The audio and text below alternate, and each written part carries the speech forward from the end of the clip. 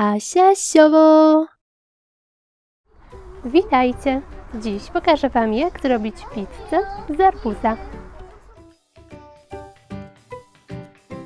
Szczegółową listę wszystkich potrzebnych przedmiotów znajdziecie w opisie tego filmu. Wszystkie owoce przed krojeniem myję. Winogrona kroję wzdłuż na pół. Morele kroję na pół.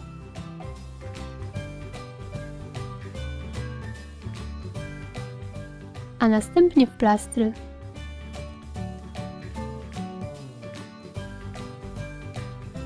Truskawki i banany kroję w plastry.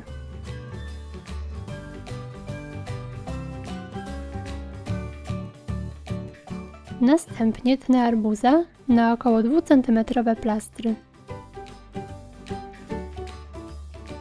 Usuwam pestki znajdujące się przy powierzchni plastra. 2 plastry smaruję serkiem.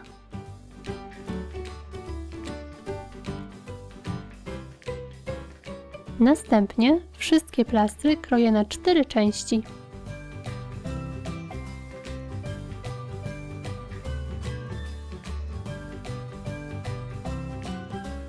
Teraz na każdy plaster nakładam owoce według uznania.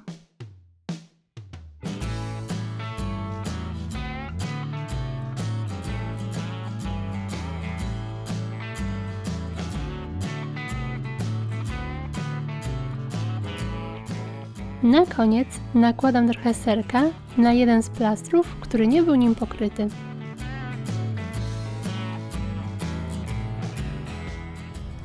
Pizzę podano! To idealna przekąska na letnie imprezy. Do jej wykonania możecie oczywiście użyć innych owoców. Zapraszam Was do subskrypcji mojego kanału oraz na mojego Facebooka i Instagrama. Pozdrawiam!